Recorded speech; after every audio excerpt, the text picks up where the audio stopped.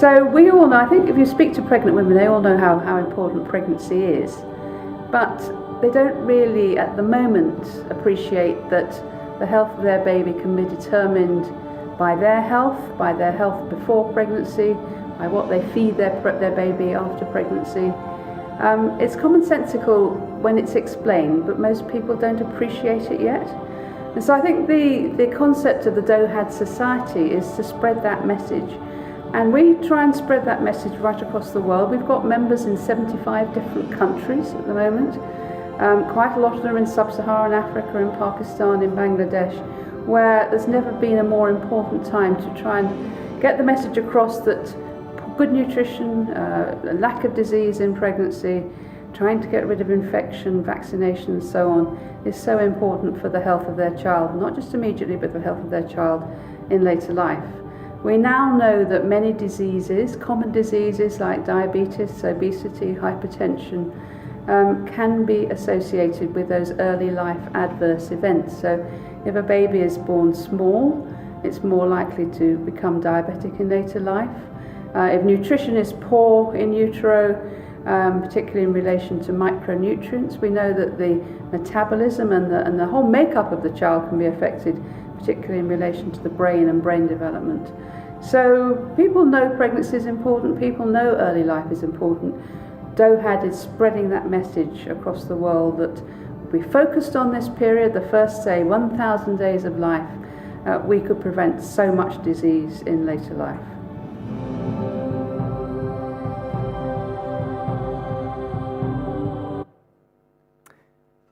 Those introductory remarks from DOHaD Chair Lucilla Poston. Ladies and gentlemen, welcome.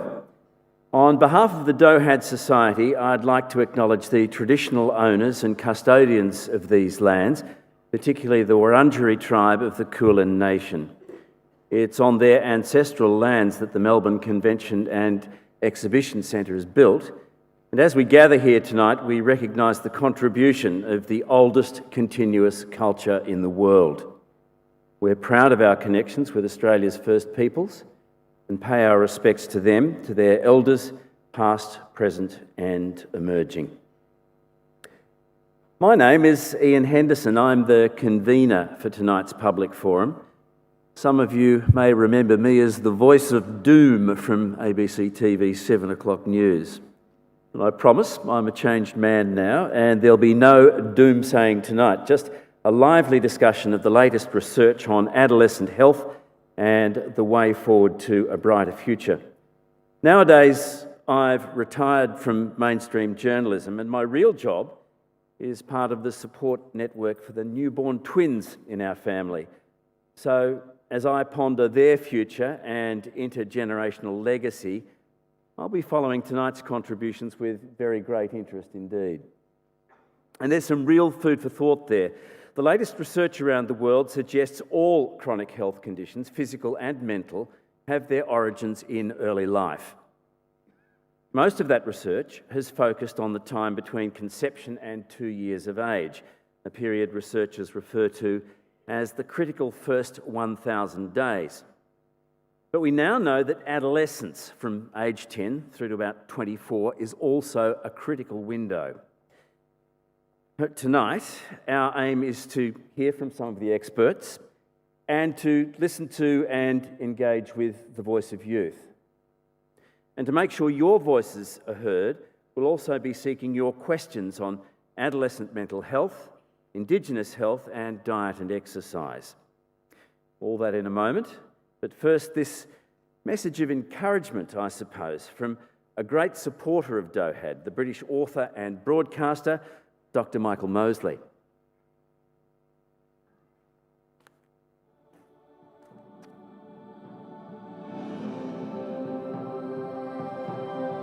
Hi, I'm Dr. Michael Mosley. I am a television presenter and author, and I also write a column in the newspaper.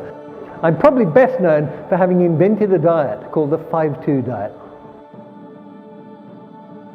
So I think the DOHaD is really interesting and important because what is very clear is that an awful lot of diseases which happen later in life, their origins lie back in childhood or indeed sometimes even before that.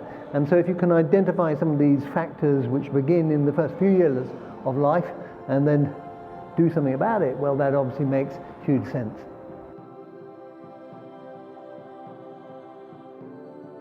I mean, adolescence is a really difficult time because profound change, a lot of challenges, there's a lot of anxiety about your place in the world and your future, and it's a time when, frankly, people, they drink too much, they eat a lot of junk food, and that's kind of the thing about being an adolescent.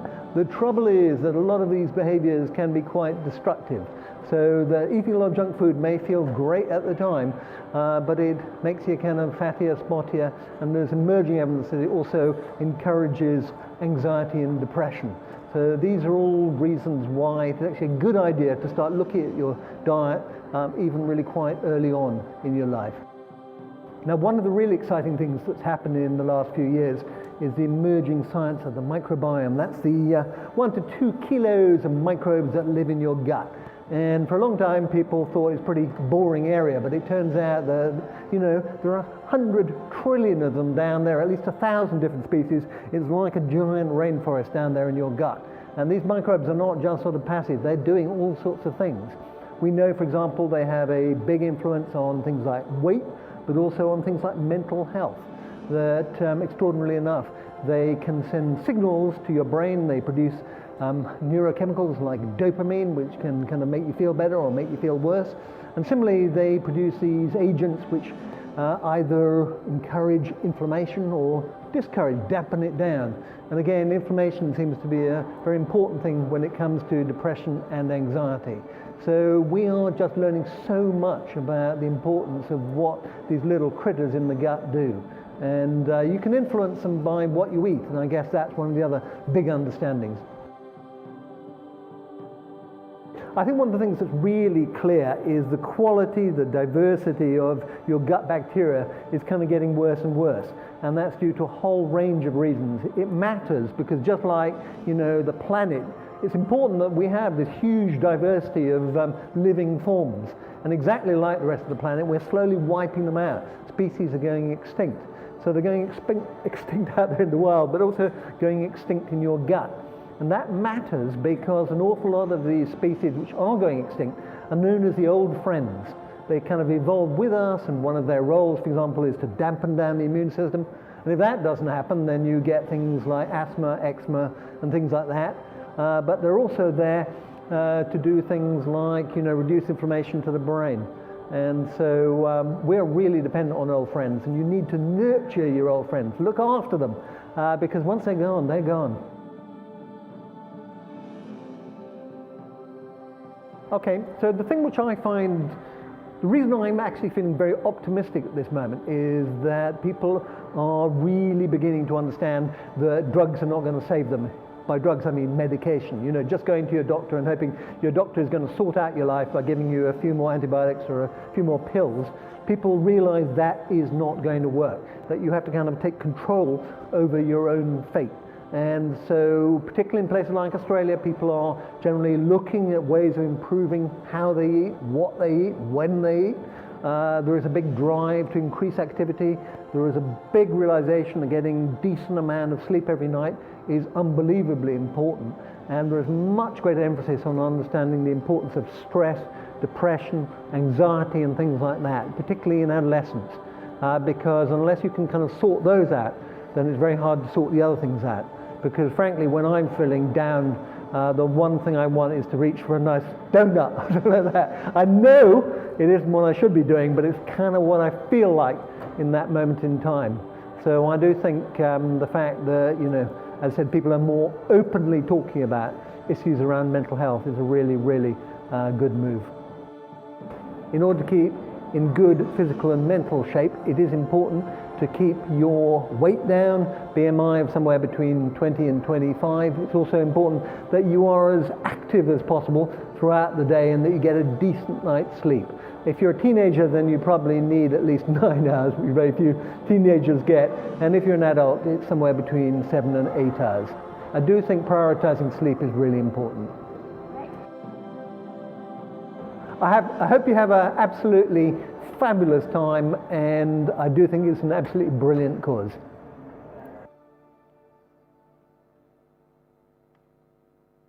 Michael Mosley there, and we'll be hearing a little more from him a bit later in the evening. Now, allow me to introduce our excellent panellists, and a great bunch they are. Starting from your left, they are Dr. Sandra De Mayo, the incoming CEO of Vic Health, who's been in the job for about a month, I understand, and co-host of the ABC TV program Ask the Doctor. Next to him, Patrick McGorry, Professor of Youth Mental Health at Melbourne Uni, Founding Director of the National Youth Mental Health Foundation Headspace, and of course, a former Australian of the Year. Mary Mansella is currently doing her PhD in reproductive biology at the Hudson Institute of Medical Research. She's a youth representative at Headspace and represents Victoria at the Australian Academy of Science and the Queer in Science Network. George Patton is Professor of Adolescent Health Research at Melbourne Uni and the Murdoch Children's Research Institute. He also advises the World Health Organisation, UNICEF, the World Bank and the United Nations. Dr. Jackie Bay, who some of you have already heard from this afternoon, heads up a New Zealand research institute based in Auckland, specialising in adolescent health. Her work is very hands-on and involves programs with school kids, particularly Maori students. Kim Ray, who's Associate Professor of Health and Medicine at the University of Newcastle. Kim does a lot of work in rural Australia and specialises in Indigenous health.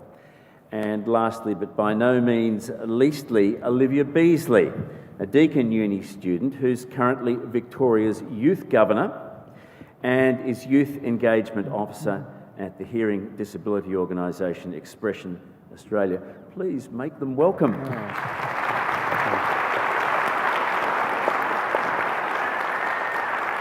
And while you're at it, a gesture of appreciation for our brilliant signers, Paul and Cindy.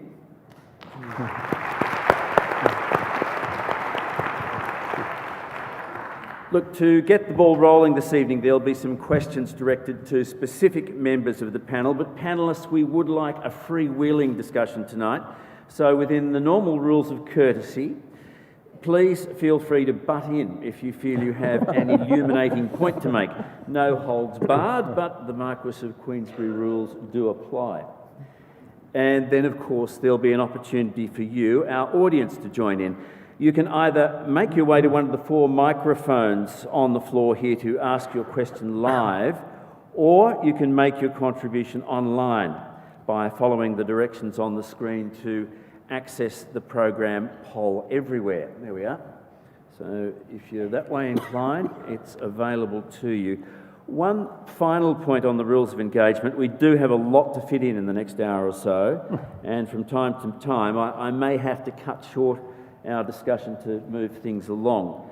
So bear with me, it's all in the interests of everyone getting a fair hearing. So let's get down to business. And first up, the issue of adolescent mental health.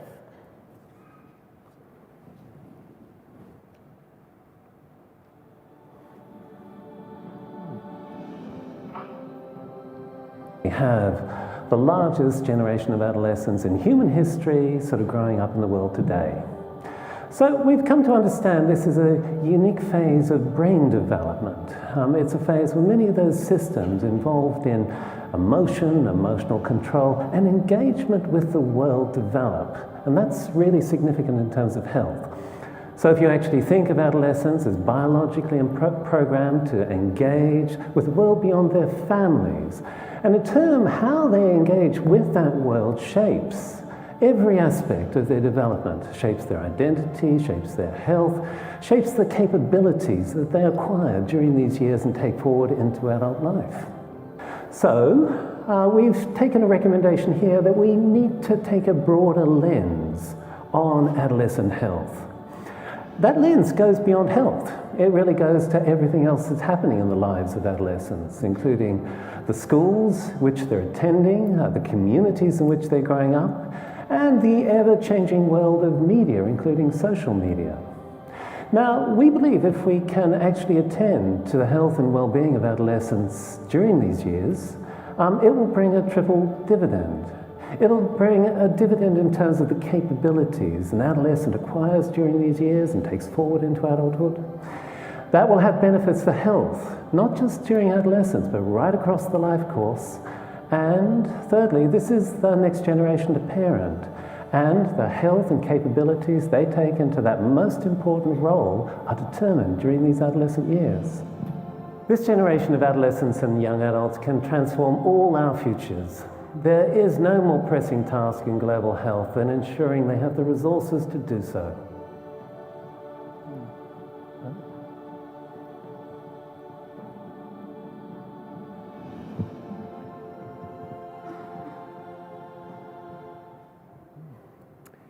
George Patton setting the scene there for us, but first to you, Pat McGorry, if I may. It is a staggering statistic.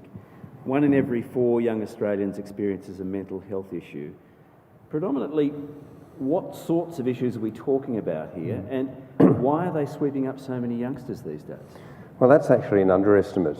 That's in 1 year. In any given year, it's about 1 in 4. So studies like the ones that George has done and many others around the world have shown that in this transitional zone between puberty and, let's say, the mid to late 20s, at least 50% of young people will reach the diagnostic threshold for a need for care of some sort.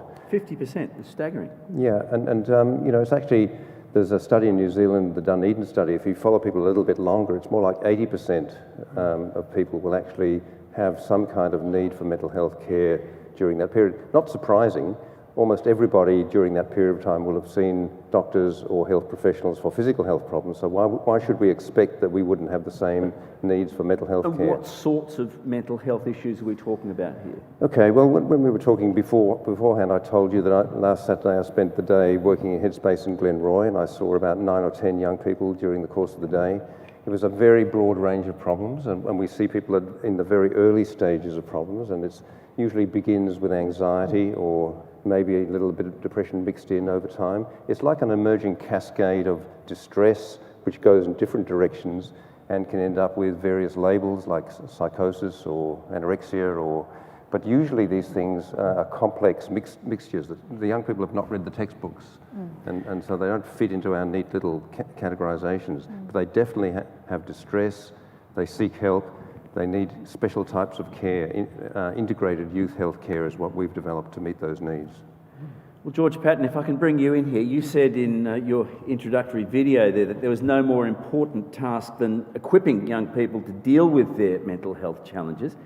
How do we go about doing that? What works?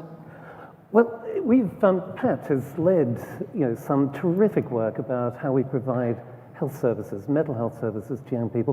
What we haven't focused on, and where I think DOHaD can be really influential, is around how we might prevent these problems emerging in the first place. Pat mentioned puberty as being a critical point. Puberty marks the transition in risk. It rises as a child passes through puberty for a whole range of mental health problems. We know that the form of puberty, that is, whether it occurs early or late, is also really influential as to whether there is that risk for mental health problems. And we know that what happens during those years of pubertal growth and maturation also matters. So being exposed to adversity during those years has a big effect. So what kind of adversity is important? Well, it's what's happening often with your peers. So what is happening in the school context around things such as bullying has a big effect on the risk for mental health problems, and that's an example of the kind of place where we could intervene. We have a study here in Melbourne, the Childhood to Adolescent Transition Study, which is following 1,200 young Victorians and their families and their teachers on this journey. And there's a big transition in there that we think is really important, the transition from primary to secondary school. It's one that we've really neglected. It's a time when everything changes in the life of a young person. Your peer group changes, you move from a little school that's nurturing to a big school which is impersonal, where the culture is very different, the relationship of your parents to the school is different. We think that's the point where we need to be intervening, and that policies to smooth that transition and make schools a better place will make a big difference to mental health. Well, let's hear from the voice of youth. Olivia, how big a concern is mental health amongst the young people you deal with?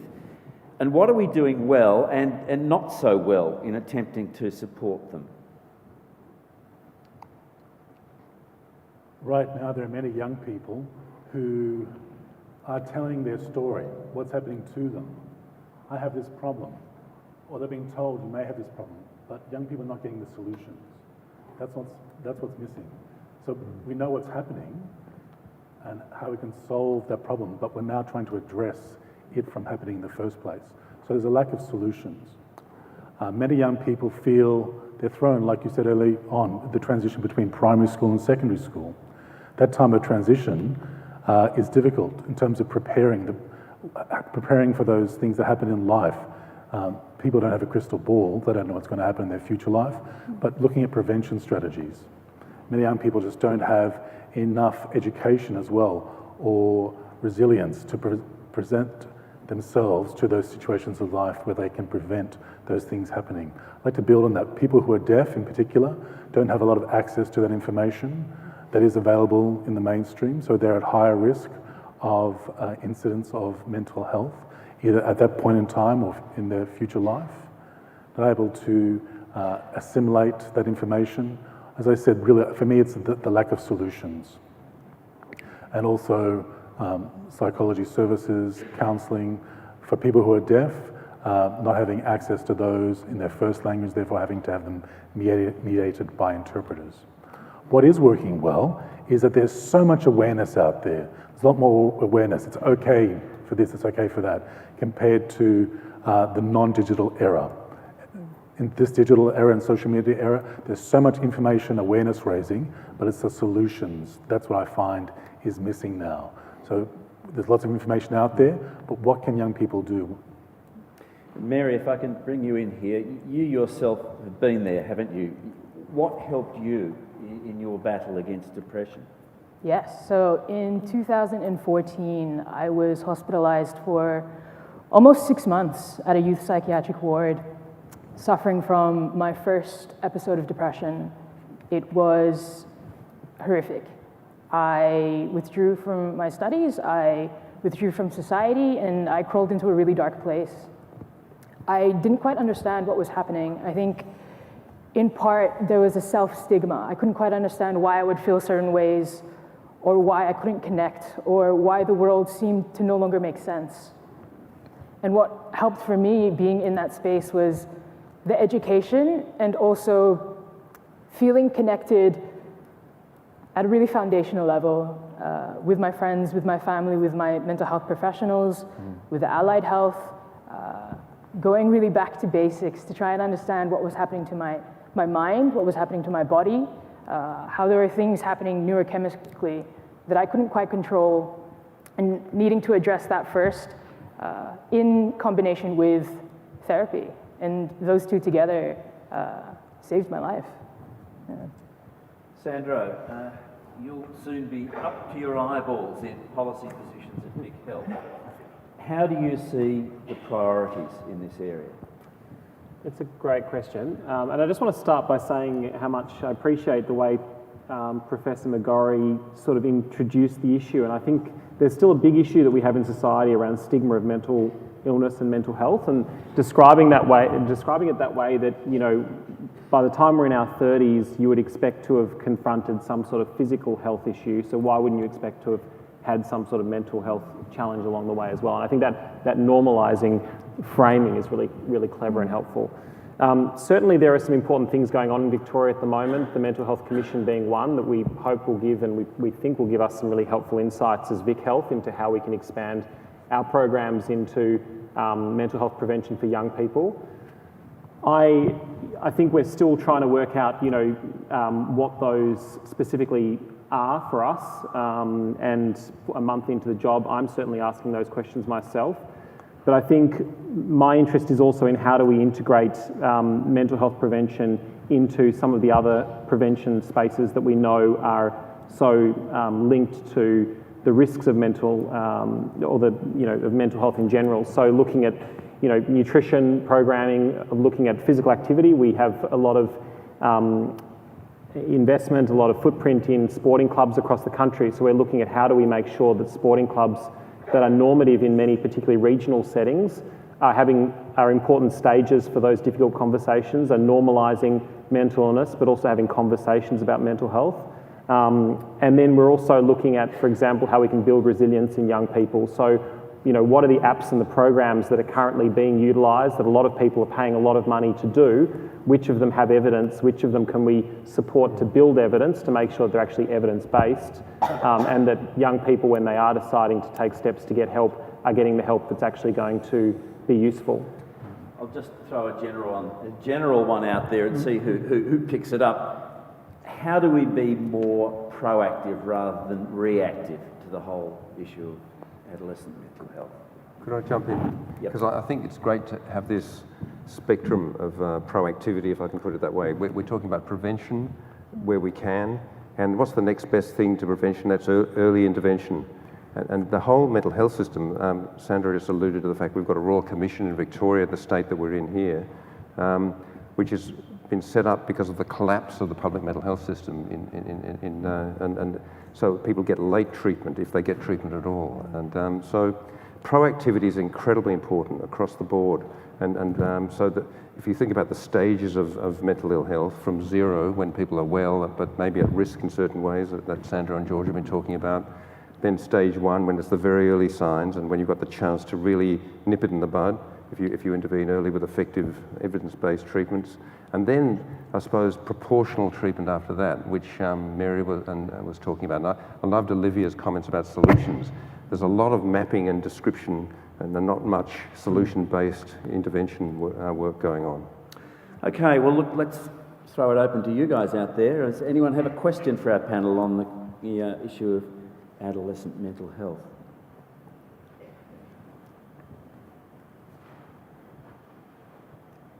No one making their way to the microphone just yet. So look, we might press on. What do you think about the role of peer support to help in this critical transitional period that we're talking about from 10 to 24? I'll take that one, Ian. Yeah. This is a phase of life where peers are central. And I really want to stress, what Michael was talking about is a phase of, disruption and difficulty. In fact, it's a phase of enormous growth. It's physical growth, it's emotional growth, it's social growth, and it's growth in identity. And that identity you form in relation to your peers. So you work out sort of what your role is in relation to your peers.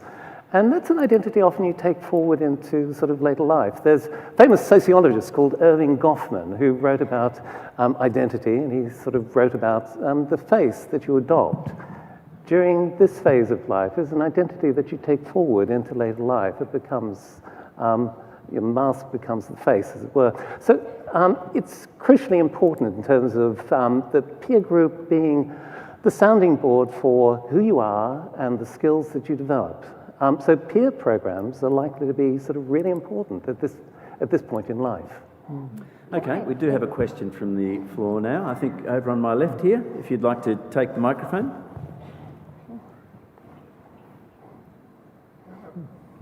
I just want to comment about mental health issue for adolescents. You guys talking about mental health and for adolescents, certainly, these kind of young people, they are not just a matter for mental health. They are students usually. They are usually in school, and they are not only their body is developed, but also their knowledge is deep. They are learning something as well in the school. So when we try to think about mental health issues, I think certainly school is a very important environment where we can try to do something to prevent mental health problem. I think school certainly is a very important environment for us if we think about prevention. Okay. So I wonder what can we do in the school can do better to prevent mental health issues in young people? Yep. Pat, what do you have to say about the significance of the school environment to help create the right environment for kids? Well, I agree with George. I think it's a potentially toxic environment with bullying, and I haven't seen many schools do very successful things about that. So that's why I'm thinking the solutions are very important. But in general, I mean, George has done research in schools. He might like to comment about this, but we think it's very important. One thing I would say is that all the effort, and we're talking about young people in transition, and we talked about the top age being 24. The group that always miss out are the 18 to 24-year-olds. We focus a lot on schools, and we don't actually focus on tertiary students or young people who have actually the peak period of risk, actually, that 18 to 24 year period. So I wouldn't just go with schools, although they're very important. But George, any thoughts? Look, just on schools. Look, schools can be very powerful, and intervening in schools can have huge effects on mental health. We've recently done a big study in Bihar with Vikram Patel, who's a famous psychiatrist in the area, a big randomized controlled trial where we're trying to make schools a better place for young people with a big focus on relationships with peers and other students. The effect sizes that we saw were absolutely profound, both on school engagement and on mental health. So it was in fact a win-win. A win for the education sector in terms of engagement with school, but also better mental health, which in turn has knock-on effects on educational attainment. If I can just make a comment there, I think what's also important is the relationship between the school, the family and the community, and just if I could maybe comment about some initiatives that are going on in New Zealand around bullying, for instance, where there's a very strong lead from schools to ask the community and the students themselves, what are some of the things that are causing this? And it's very exciting to see, for instance, whole communities deciding to shift the way that cell phones are used by very young adolescents during the day, and deciding as a community to work together. So it's not a decision that is imposed on the school and the community, but they're building that together. So I think that's important. And I'd like to say the same. I think in New South Wales, there's mental health is an initiative that is addressed in a number of different KLAs, key learning areas across schools, and there's huge amounts of work that are going to not just educating students themselves, but also educating whole of schools, and including parents and other community members coming into schools. Well, look, that might be an appropriate time to shift focus a little, because we're going to be hearing a bit more from Jackie and Kim after our next intervention. Whether it's mental or physical health, young Indigenous Australians and New Zealanders are disproportionately at risk. Here's a scene setter.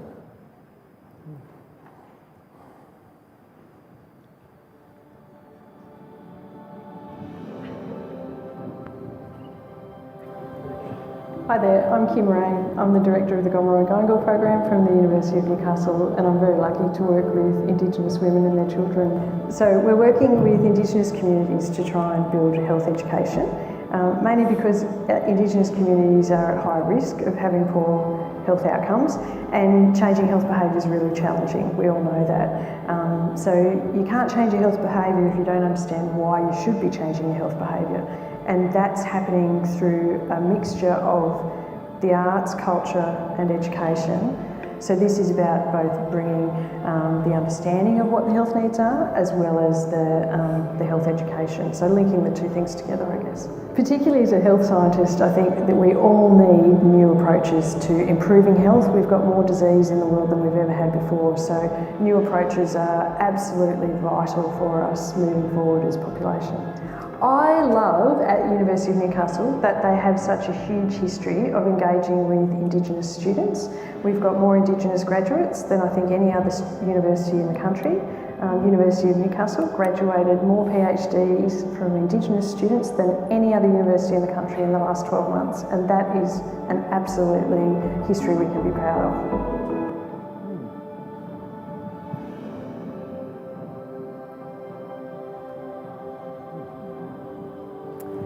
And Kim Ray is, of course, here with us tonight in the flesh. Kim, you make the point in that video that you can't change behaviours unless there's an understanding of the need for change. How do you get Indigenous kids and indeed their wider communities to buy in? I think it's about having a shared conversation, and it's not just starting as a health researcher. It's actually sitting down with communities and going, what are your needs? What do you see that's important for your community? What are your health concerns? And starting from that point and really hearing from them what their concerns are. And I think that for us has been vital, and I think you would say much the same for you guys as well. Absolutely, and whānau or family is central to those conversations. Jackie, Maori kids show similar patterns of disadvantage. How have you gone about turning that around in the programs with which you've worked? So the programs that we're working with put the young person in the position where they can explore evidence, but alongside thinking about their culture. So decisions about what they might like, so very much looking at what would I like this to be, like my health and well-being. What does that mean to me? And health and well-being from a Māori or a Pasifika perspective includes not just physical well-being or mental well-being, spiritual well-being, our connection to our environment, our emotional well-being. So it's being holistic.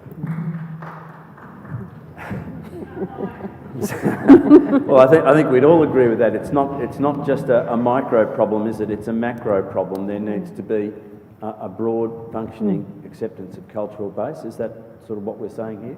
Yeah, very definitely. I think for us, with the Gomeroi program that I'm involved in, is we work really closely with the school communities as well as with families. And as the school communities come to us and say, okay, look, we're working with Year 10s at the moment. The Year 10 kids we're seeing, there's a problem with, they're not understanding nutrition. We're seeing too much junk food in the schools.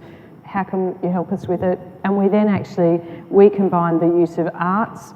We do a lot around arts and culture, and while we're doing arts and culture, we have dietitians working with the kids at the same time. So it may be that they're making artworks around bush tucker and traditional stories around nutrition. So it's a shared learning. I learn as much from those sessions as the kids do, which is really important. And what's really important is that the young people come up with and create the decisions of how they might change things. We can't impose things on young people. Humans don't follow rules. And so young people need to be able to explore, look at options, and they need to bring their cultural perspective from the culture of being a young person, as well as from their different family cultures that they're bringing together. So really important that the young people are coming up with solutions, and we're supporting. Tell us a little bit about your canteen program, because that may well be a good case in point of exactly how that process works. Okay, so I think you're referring to something that came out of Te Reora College in the Cook Islands, where young people had been exploring issues around health and well-being, and non-communicable diseases have an enormous, devastating impact on that community. And one of the things that the young people started talking about was, well, maybe we shouldn't be having fizzy drinks. There's already a sugar tax, but maybe we should ban them from the school. So it wasn't imposed on them. They started talking, the parents started talking, and the school gradually built that decision together. And that's been running now for a couple of years. Could I just maybe broaden this out a little bit? Because, obviously the idea of an intergenerational deficit plays out in the Indigenous sphere, but to what extent, from your understanding of the latest research, what evidence is there that poor physical and mental health outcomes aren't just confined to an individual or group of people, but have a kick-on effect to their kids and even grandkids? Are we talking about something that's not just corralled off in this generation? I think we can talk so much about Indigenous mental health and I think the effects that we see of colonisation on many of our Indigenous communities have left substantial trauma within the population that have been felt through multiple generations. And I think that's very, very true of Australia and certainly of Canada as well. And no doubt there's other Indigenous populations, and forgive me if I've offended anybody in saying this, but I do think that those trauma is having effects through multiple generations of people. Those, just in terms of intergenerational mental health, and this is not specific to Indigenous communities. We, until fairly recently, thought that postpartum depression and perinatal depression in mothers has a profound effect on child development as well as a devastating effect on mothers. We used to think of that as a disorder that was somewhat confined to the period of pregnancy and the postpartum. We have looked at that and looked at the question around the extent to which women who have postpartum depression have a history prior to pregnancy. And we found in our work here that about almost 90% of women with postpartum depression have a history prior to pregnancy, mostly going back to the adolescent years. So those adolescent problems that emerge at that time have a knock-on effect to the next generation for that reason. Have we any questions from the floor, I wonder, on this broad topic of Indigenous health? Inviting a question or two.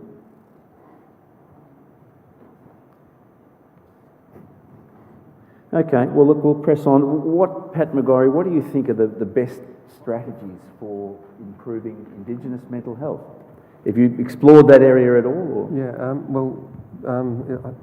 I think we have to some extent, but it's an incredibly underdeveloped area. It's staggering to think how little work has actually been done academically in Australia. There are probably, I can only think of 2 or 3 academic psychiatrists that I've been aware of in my sort of career that really focused on it, and it's had very little support, I'd say. We now at Origin, where I work, our research institute, have a number of PhD, Indigenous PhD scholars and postdocs, but you know, we're trying to develop it and embed it within the Headspace platform as a focus, absolutely, and we're learning a lot, you know, just along the lines of what you were both saying, actually. So we're very committed to try to do what we can to support it, but it's something that's been shockingly neglected, I think.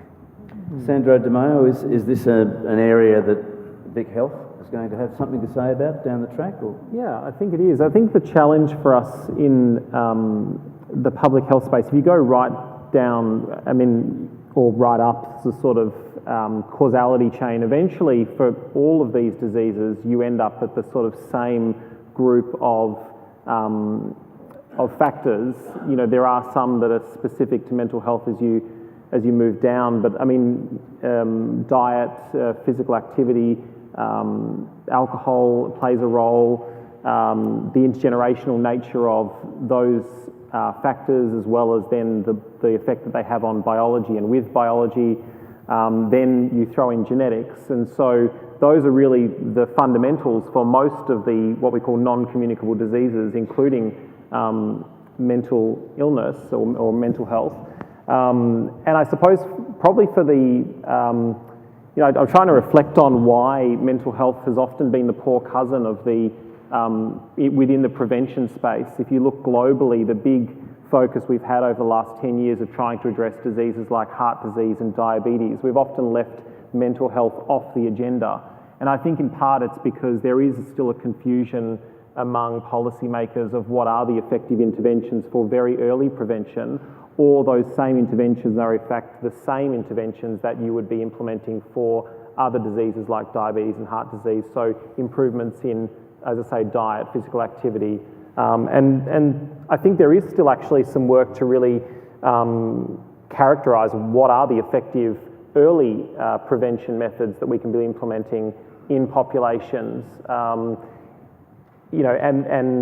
that's something that we're certainly investing in, very interested to and to explore and understand, because we're also really trying to look at beyond physical activity, good diet, Sleep, obviously, is another one.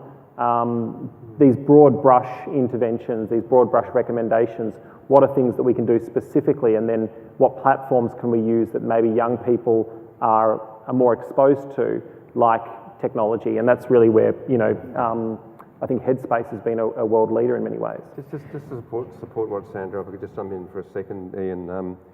I think it's been, poor cousin's a word that's used a lot, but the World Economic Forum about 8 years ago did a major report showing that mental illness, it was part of trying to make a case for it being properly included in the NCDs, which Sandra has worked in this area a lot. And it didn't work properly, it didn't fully work, but it made an incredibly strong case because it showed that the economic impact of mental illness was double the impact of cancer. And you look at the funding that's devoted not just to the treatment but the prevention of cancer. I mean, it's just chalk and cheese. So we've got a lot of catching up to do in this space, and it'll have a huge effect on the world if we can actually do some more effective things. Can I ask a question? You may. I mean, Pat, what do you think, or maybe everyone, but as a policymaker and as someone who's worked at WHO, how much do you think it's because of a lack of understanding or stigma? Like, what are the major barriers to further investment and to really integrating it into the 4x4, the classic sort of NCD agenda, and using that as a platform for global action? What's stopping us? It's a great question. I think it's basically discrimination. You can call it stigma, but that's a nice way of saying discrimination. So it's that even within our health professions, it's still a big problem. And it's also, like I think George and you both said this, a lack of confidence in the interventions, a lack of confidence in the solutions. Even when we've got effective solutions, we've got a Royal Commission because we have not implemented what we already know works. We have got a lot of interventions that do work in mental health care, they're just not delivered to the people. And if we had successful, positive programs like Headspace, that's given us a lot of confidence because we got data that shows that it works, people trust it, positive brands, confidence, self-belief. Those are the things, and the psychiatry profession has been partly responsible for that. George, you're itching to have something to say there? Yeah, look, I think we've had some pressing agendas elsewhere in the life course, and I think, early life, we've had very high rates of early childhood mortality. I think the agenda around early development, I think, has been a really compelling one with a compelling narrative. So I think those have really, that's where our attention has been, and it's only now, I think, and I'm really delighted that DOHaD is having this forum focused on adolescents. It's actually bringing an invisible group into the limelight. But it's just want to emphasize the extent of underinvestment. So we looked at this in terms of what rich countries like Australia invest in adolescence compared to other parts of the life course.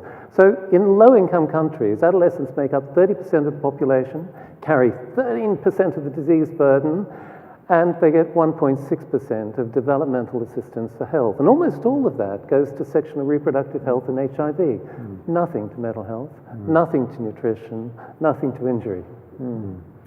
We have an online question which I'd like to probably direct to Jackie and Kim, if I may. And it goes like this. Indigenous populations aren't well catered to by Western society. How can they do a better job and help Indigenous adolescents particularly? What would you like to see in the policy sectors? I would like to see a huge increase of Indigenous staff within our health sectors. Primarily, I think, some of the major hospitals that I've been involved with have, these are tertiary centres, may only have 2 Aboriginal health workers within the entire organisation. Now, when you're talking with a population whose worldview is that there's men's business and women's business, if the 2 health workers you have that are on duty at a time happen to be male, that's not going to work when you're dealing with women's business. And I think for adolescents, that's even more important. I think it's just absolutely critical that we engage with culture. I think in this conversation, it's also, yes, about Indigenous populations. I think we also need to be very aware that our Indigenous populations of Australia are very rural and remote communities. Yes, there's lots of Indigenous people in our cities, but we have to actually have services that can be, that are available in our very inaccessible parts of the country. Jackie, anything to add there? I think what's very important is that culture is visible. And I agree with what Kim is saying, but in our schools, in our health settings, you need to come into a school or into a health setting and feel that your culture is visible there. It is a part of that health setting. You are not going into something foreign. So language, the symbols of our cultures, the way that we approach things, they all need to be very present. Okay, well, let's move our discussion along now. Time to, I'm sorry. If I may, I just want to build upon the cultural relevance and that perspective of Indigenous people, whether it be in Australia or Maori or other cultures, including the deaf community and our culture. If we go to a hospital, there's no deaf GPs or specialists that I would talk to, myself as a deaf person. So I understand in Australian Indigenous perspective, but also putting, for example, a deaf perspective there. So imagine going somewhere where you don't have that direct connection. Your mental health will deteriorate at a much rapid rate than it would otherwise if you're talking to someone that could guide you or provide guidance to you on the right path. So cultural relevance and cultural perspectives to ensure that there's that leadership there.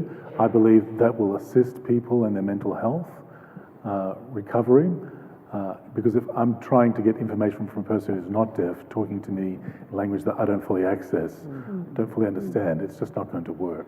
So you're right, having like for like is going to be more successful.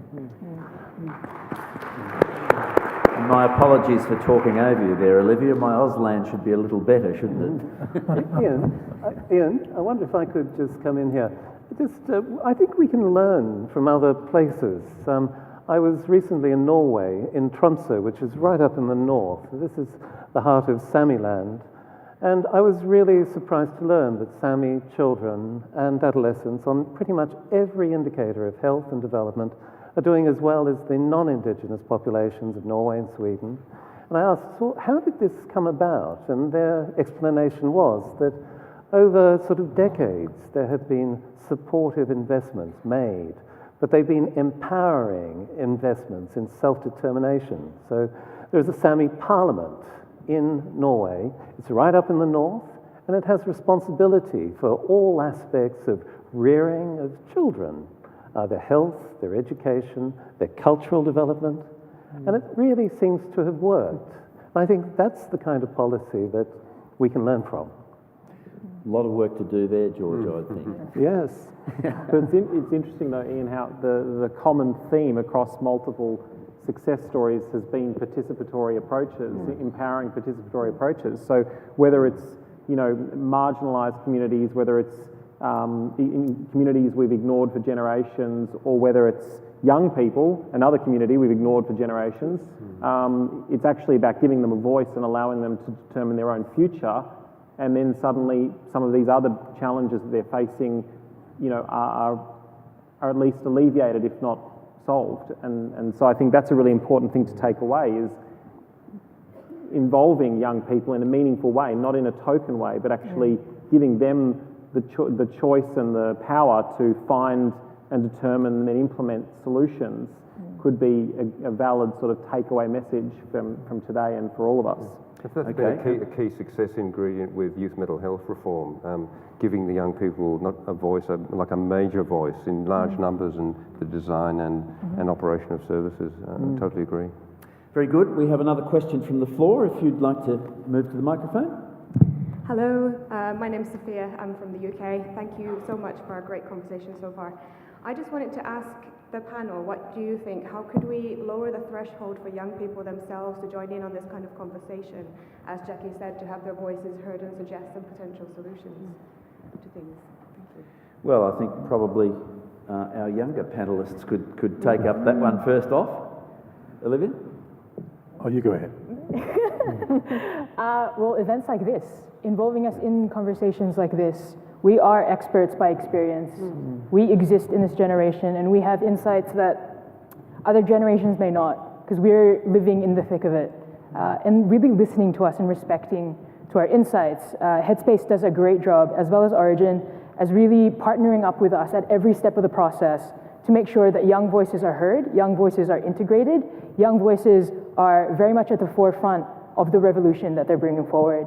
And I think really embracing their insights, their ideas, is really critical to the success of it all. Olivia, anything you'd like to add there? Yes. Young people can teach older people something, older people can teach young people something. There can be a fair exchange. Often we don't have voices because older generations from times gone by underestimate what younger generations can do and achieve, including their creativity.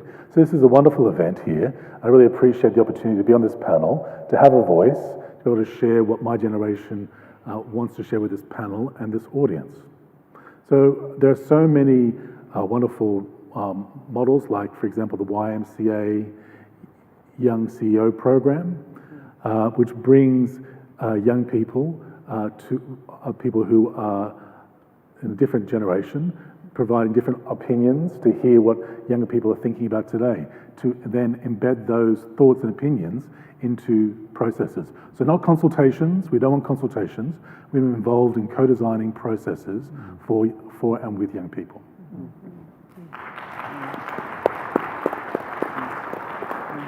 Okay, it is time to move on now, and it's time to consider the impact of what we eat and how we exercise in shaping a healthier future for our kids. Here's Michael Mosley again.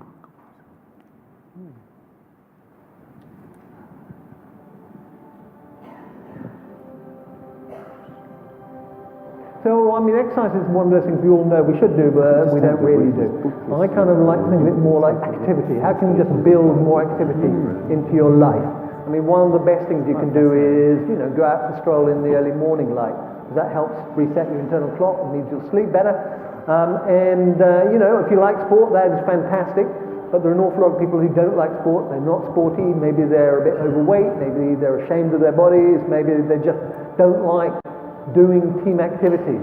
And for them, it's really important that they find other ways of kind of building activity into their life. Because I do understand, particularly as you get more overweight, you're much less inclined to go for a run or things like that.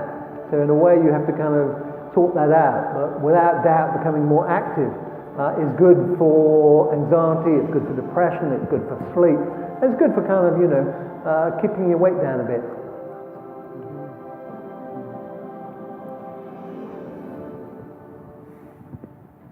Okay, Sandro, we see there that 1 in 3 Australian adolescents is overweight or obese, setting up a higher risk of chronic disease in later life.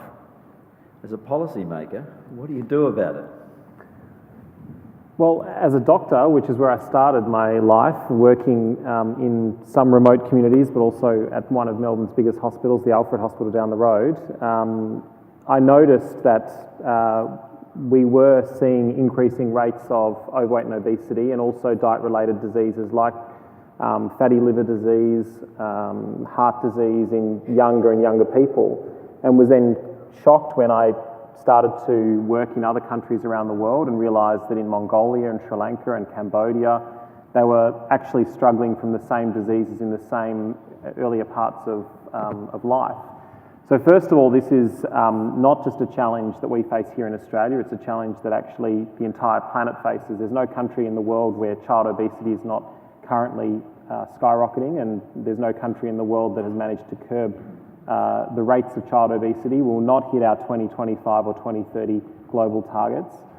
And in fact, in Australia, we have 1 in 4 to 1 in 3 young children are now overweight or obese, and data I was looking at today is very frightening. It shows that in fact overweight and obesity is affecting children in Victoria actually younger for some reason than around the other parts of Australia. Also that the socioeconomic, that means basically poorer kids in Victoria have higher rates of overweight and obesity, about 50% higher than the higher income kids. So there's a strong social gradient. So it's a huge challenge. It's linked with a number of different things, diet being the main one, but also physical inactivity. And then some of the solutions are the same things we've discussed. There are enormous opportunities in school to implement programs that are highly effective, but we do need to start earlier in life. We know that in fact a healthy weight and all the biological, not only the risks of weight gain and the risks of disease if you have weight gain, but also the risks of severity of disease are not only dictated by your socioeconomics, your postcode, your income, but also in fact by the intergenerational nature of nutrition and malnutrition, that in fact the quality of nutrition while you're developing in the uterus of your mother, in fact even before that, the quality of the nutrition of your mother when she's an adolescent has flow-on effects for not only your nutrition at birth, but your nutrition across the early years of your life, and in fact the nutrition even possibly of your children. Why do we think this is a growing problem? I mean, why is it getting worse? Is it because more screen time for kids? Is it a greater reliance on processed food? Is it all of the above? I mean, unfortunately, there's no simple answer and there's no silver bullet, but I think what's really important to understand is that it's not a failure of individuals. It's not a failure of 2/3 of Australia. This is a collective failure of probably policy, and it's largely driven by what we call environmental factors. That doesn't mean climate change, although that is also linked in some ways to our ultra-processed diets and the fact that we increasingly drive cars instead of living in an active way because of the way we design our cities and the poor quality of our public transport, etc. But it's born and solved largely in policy. But this doesn't mean that the solutions only rest with government. And actually, again, coming back to participatory approaches, or fancy word for basically getting young people involved in driving their own solutions. One thing that we have been doing the last few years in Europe was a big inclusive crowdsourcing of solutions with young people across Europe. So we're bringing together young people in 40 different cities across Europe to co-create their own solutions for child obesity. And the solutions, while they were largely overlapping with what the evidence suggests, those solutions were, young people came to those solutions themselves and they were prioritised in a slightly different way.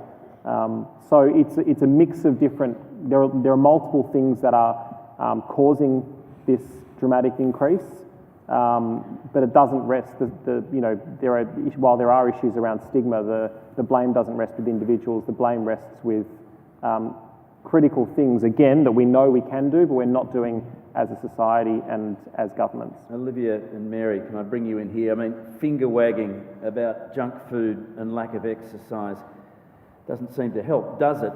How do you go about engaging people, do you think, in your age bracket to help them make healthier choices? I mean, the crowdfunding one was an interesting idea, but how do you get the conversation rolling? Well, I think young people don't really absorb information when they're being finger pointed, which is being waved to. Yes, give me an opportunity to have some information, give me some resources, give me choice, give me opportunities, yes, to walk, to exercise. When I was growing up, I had lots of opportunities to exercise because at school it was a part of the curriculum. We were playing sport in school. I was raised in Sydney and we were forced to play some sport as a part of the school curriculum. I moved to Melbourne and I found out that some schools don't have that as a part of their curriculum. But if you give children the opportunity to absorb and to do as a part of their everyday life routine, healthy living, healthy eating, then there's a better opportunity for them to do rather than being told what to do. Mary? Mary? I think there's so many different ways that we can engage with physical exercise. And I think part of the issue is we're being told to do things that we don't always enjoy. So part of it is allowing young people to explore what they really love and what sports they really enjoy. I know for me, I really like hiking, but that wasn't something I discovered really young in life purely because I wasn't exposed to it. And so that is something that I engage in quite regularly, and that's something that has definitely improved my physical health and mental health. But it's just giving young people the opportunity to find out what sports that they love, which physical exercises they really enjoy, and whom they enjoy it with, too. Okay, we have a question from online that I'll throw open to the panel. It's just disappeared. Oh, there we are. It's come back. And it goes like this: how much do the big food advertisers have to answer for the poor nutrition of teenagers? Yeah, I was about to actually bring up this point. I mean, I think there is the elephant always in the room is that no one likes, I agree, no one likes to be told what to do, but there is a group of companies telling everyone what to do most of the time, and increasingly we carry around a mobile billboard in our pockets. And you, Ian, you were saying outside that, you know, Siri now listens to you and tailors your social media advertising specifically to you, and that's the world we live in now, that you can actually hyper-tailor the advertising related to what the individual has just entered into their Google search, or the email they just got from a friend, or it scans even what they're saying actually in the car on the way home. It aggregates all of this information, and then it will advertise food, usually food that is profitable, because they're the ones with the biggest advertising budgets. Profitable foods are usually calorie dense and nutrient poor. They're high in salt, fat and sugar. They taste great, they light up our brains and feed our biology, but they don't do much more, and they're associated with all sorts of poor health outcomes. Let's call it big food. How engaged are they in the general question of nutrition? Incredibly engaged. I mean, their budgets are enormous, and they specifically target young people, and they specifically target adolescents, because they know that adolescents have access to money, either money from their own that they've earned themselves, or maybe from pocket money. They know what they want, they know what they don't want, and they're still quite influenceable, not necessarily as influenceable as maybe some other ages, but they are still incredibly influenceable. And I would encourage anyone who hasn't seen it already to look at, Jamie Oliver launched a campaign 2 days ago called Bite Back 2030, and basically it shows the nature of hyper-specified advertising, of the fact that they can now build the algorithm of advertising on your tablet or your phone specifically for you, and it's almost exclusively for unhealthy foods. I'll just end by saying, on a more anecdotal level, I've come back from living 10 years abroad, watching, not the ABC you'll be happy to know, but watching television in Australia now. I mean, every advert in the time when, you know, The Block, Survivor, Bachelor, shows that feed my soul, and that my guilty vices. I'm addicted to Gogglebox, but anyway, that's a different story. But the shows that are specifically targeting younger generations, the adverts are all for junk food, alcohol, sugary drinks, gambling. I mean, it's almost impossible to find an ad that's not for one of those four things now. So advertisers know that young people have money. They know that they are shapeable, they're moldable to a certain degree, and they are huge dollars for big food and big soft drink companies. Okay, we have another question from the floor. The microphone is yours. Hello everyone, I'm Preeti Khanna from University of Delhi, India. I have a question for Dr. Sandra. Sir, I'm actually working in the field of nutritional neuroscience and dealing with adolescents aged 13 to 15 years. And I'm pursuing my PhD in the same subject. So, during my findings, I found that not only the overweight and the obese children, but also the underweight children are prone to, developing mental health symptoms. So I wish to understand that what dietary recommendations as a policymaker would you recommend so that we can follow it as a sustainable, low-cost diet back home? That's a great question. Yeah, so you're absolutely right. What we find is that, in fact, in adolescent years and pre-pregnancy, during pregnancy, and particularly for women, not to belittle the many other things that a woman will do in her life, but is of critical importance, both if the woman is undernourished or is overweight or obese. What's interesting is that what we find generally is that if a child is in an environment in utero which is low on nutrients, basically the mother is undernourished, either micronutrients, so vitamins and minerals, or macronutrients, so she's thin, that child has an increased risk of actually overweight or obesity later in life. They're kind of primed to put on weight, which sort of makes sense from an evolutionary perspective. What's even more frightening is, as you would know, is that if that child is born into an environment where food continues to be scarce and they become what's called stunted, so they're permanently impaired across their life, physically, mentally or intellectually. They are again at higher risk of weight gain and weight-related diseases and worse outcomes if they get those diseases than a person who actually is born into an environment, despite growing up in utero being undernourished. If they're born into an environment with normal amounts of nutrition, there is a mitigation of some of that risk.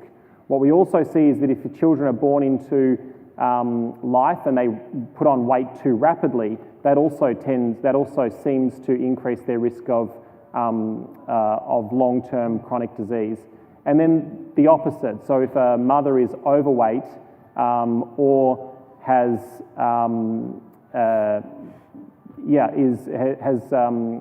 chronic disease related to overweight, then the child is again at increased risk of overweight and obesity.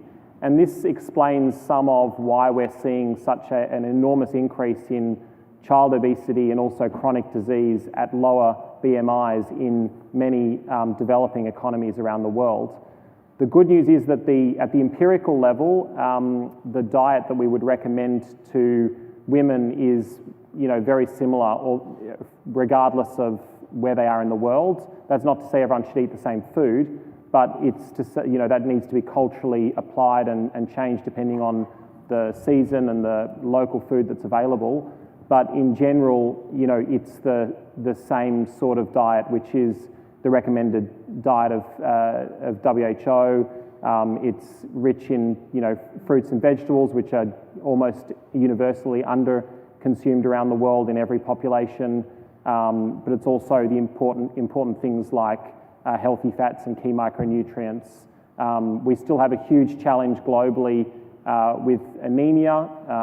That has enormous flow-on effects for next generation and their development, but also other key micronutrients like folate. So, at the basis of it, it's actually about trying to, think how do we deliver a universal healthy diet for everyone on the planet, and how do we do that in a growing population? And that's been a big focus of our work over the last 12 months. We're going to have to move on now, Sandra. To turn a three-year process into 10 seconds, it is possible, and it is possible to do it within our climate commitments as well. Okay, we have another question from the audience, far left up the back. Hello, my name is Effie and I'm a high school teacher. We do deliver in our curriculum the importance of physical activity and nutrition. My question is based on the young people who take physical activity to extremes.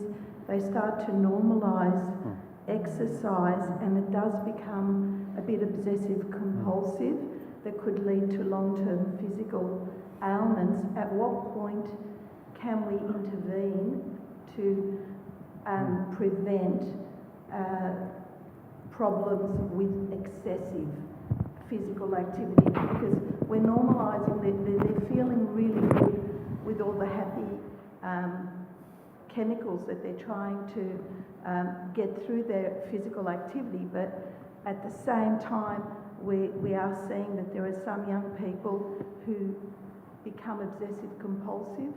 Anyone like to have a stab at that one? Yeah, it's a tricky question. There we go. What's the challenge is still there in the extreme. Yeah, look, I think what you're saying actually illustrates how everything in adolescence is actually connected. So nutrition, choices around exercise, mental health. So you sound like you're talking about somebody who has a problem with body image.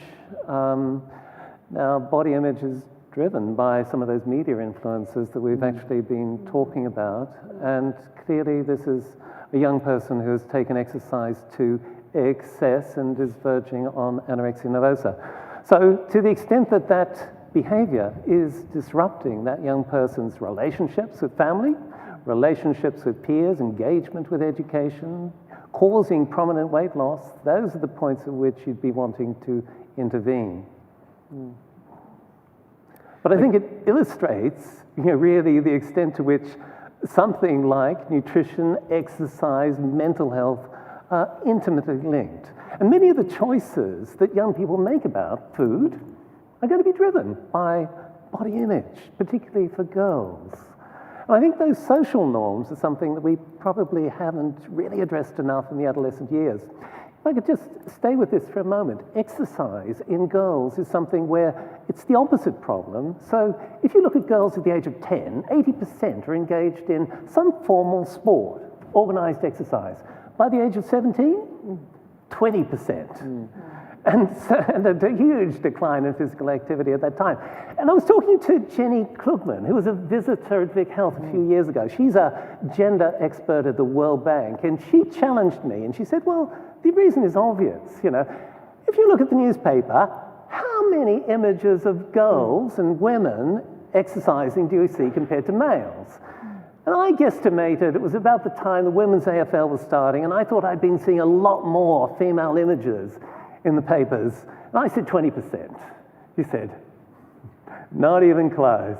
No. Won't even be 5%. And I didn't believe her.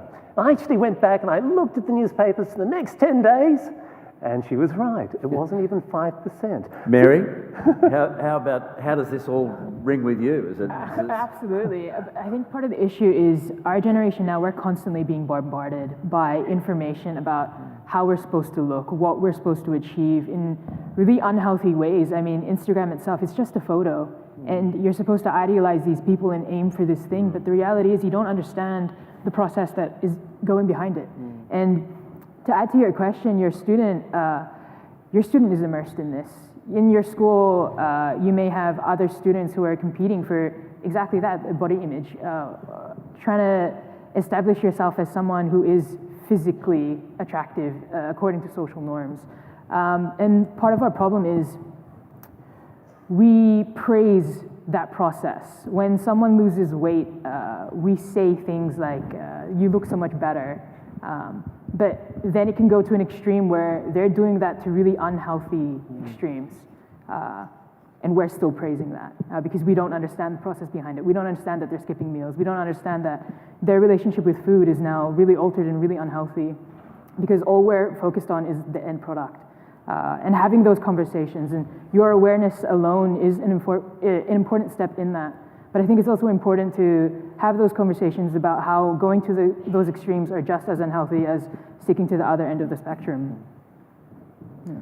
Olivia, how hard is it for a young person who has to negotiate with parents, society at large really, to get the sort of diet and other things they need? Even if advertisers are targeting them, they don't have that much power, do they? What's the answer there, do you think? Yes. Well, research that I've read talks about two different ways to receive information, from an active or passive perspective. So active is engaged, passive is like the sponge. So how it impacts the body and the physical health, for example, society and friends, peers, passive talk, gossip, things that you're overhearing other people say they want to do, so you want to fit in, to be a part of the group, having friends. So everything goes back to mental health for me. Anxiety, I want to fit in, I want to be like the others. I want to learn what I need to know from them to achieve that status, to be part of the norm, to be part of the friendship circle. I'm thinking about parents, relationship with parents, that can be difficult. Different generations, different outlooks on life. What I need at a point in time, I'm going to tell someone what I need at that point in time. Adults may not know what their child needs because they have different life experiences at different points in history. But it's about finding ways that we can engage and negotiate. So what I need, I try to explain that to my parents, but my parents may say, well, we think you need this. I understand they're coming from a good place based upon what they know, but how do we merge those two different desires to get the information that really is the young person needs? In terms of active or passive reception of information. The source of information, the trusted source, often is friends first, family second. Advertising is powerful, like you said, there's so many missing gaps. In terms of covering those gaps, identifying those for different generations. This current generation requires different information presented in new and different ways. Thank you, Olivia. Look, it's been a terrific discussion, but unfortunately we are now just about out of time. So I'm going to ask our panellists one by one, and briefly if you would, to give us one final thought each, your take-home message for the audience if you like. We'll start again with you, Olivia, and move back this way, I think. So your final take-home message. Okay, we're living in the digital age. We cannot remove digital technologies. So our challenge is to see technology as an advantage, not demonise it, to view it as a disadvantage. So let's use it to improve our mental health rather than trying to rid it from our lives. The focus is trying to rid it. So we cannot remove it, so let's use it as a positive. Very good. Kim? I'd just like to say that young people have continued to inspire me, like from very, very early in life. And I've been a teacher, I've been a mother, and I think we as scientists and as researchers, we need to use those inspirational children and adolescents as well to build aspirations among their own generation. Yes, we can guide, but use actually the strength of those people themselves, because they're incredible. Hear, hear. Jackie? Adolescence is an opportunity, not a problem. And I work with adolescents. I was also a teacher for many years before I became a researcher. And adolescents want to be seen as people who have a vision for the future. They do care.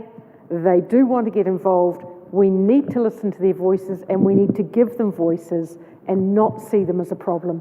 Adolescence is a wonderful opportunity.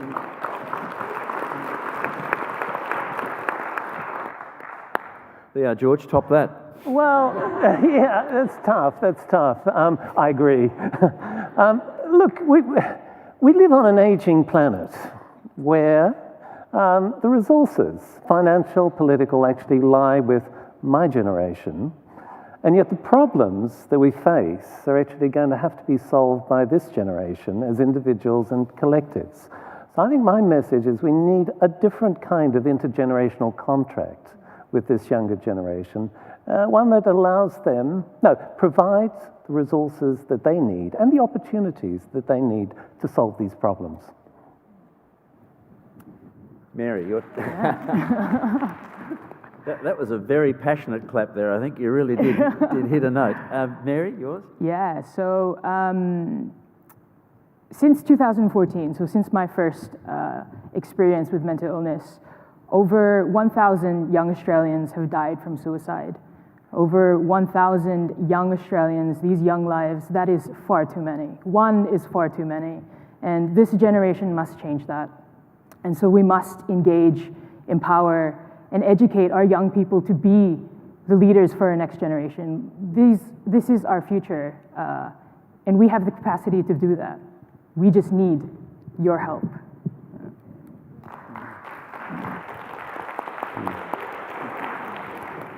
Patrick? Well, I agree with the theme that's really building it's like a wave coming down here. But I think Jackie started it properly, and maybe Kim. But I don't like the term adolescence. I should have said that earlier. I think it's not what young people like either, if you talk to them. And the term emerging adult is much more appropriate, especially in the light of what we've just been talking about. That's where people are looking. They're not looking back into their life. They're not even trapped in this zone. They're looking forward into their life. That's what you hear from them. And we've done a very bad job about looking after them. I've seen it, especially in the mental health field. They've had the greatest need across the lifespan for mental health care. They've had the worst access and the worst quality of care. It's only when we start to empower them that we finally got the right types of cultures of care for them, you know, and they achieve that as much as anybody else. So I think that's a theme that Sandra picked up on, the participatory theme. And you know, George is right. Our generations have really let these generations down in a very bad way. An English psychiatrist once called neglect of the youth mental health as the greatest form of self-harm that society has inflicted on itself. So I think we've got to stop that and start going with the opportunity that people have been pointing out. And Sandro, yeah, I don't know. To you goes the final word. Not a huge amount more to add, but just to say, I mean, we talk about young people and, you know, we need to empower young people. I think young people are empowering themselves as well. And If we look over the last couple of months, the millions of young people who are taking to the streets demanding a better future for them and for our planet on all of our behalves, and I've been there with them a number of times and are incredibly proud, excited and humbled to be part of this mass of people who are who are really working for a better future. And as someone who, I'm in my early to mid 30s, and I find myself now in a role that I can make a difference for young people, and I'm really, so to finish it off is an invitation. People in the crowd who are in Victoria, who live in Victoria, who want to help Vic Health to develop an agenda around how we can help to prevent mental, or improve and protect the mental health of young people, but also help young people to navigate and come out of into adulthood as healthy as they possibly can be. If you want to be involved, send me an email, and maybe we need to actually, build we're holding a roundtable tomorrow with the Minister of Health I realise now, older experts. We have a few young people around that table, but maybe what we'll do is we'll also hold a round table specifically for and with young people and get their voice and opinion on how what the solutions are that they want. Well, I think we'll be taking you up on that invitation, Sandra. And may I say to all of you who have submitted questions online, we will be getting around to answering your questions, but not live on the panel tonight. It has been a terrific discussion. I've learnt a lot, and I'm sure you'll agree our panellists have given us plenty of food for thought so that we can all continue this important discussion in our own forums. If you would like some further feedback, the details of how to touch base will be up on your screen in a short while. But please now thank our panellists for their expert contributions tonight.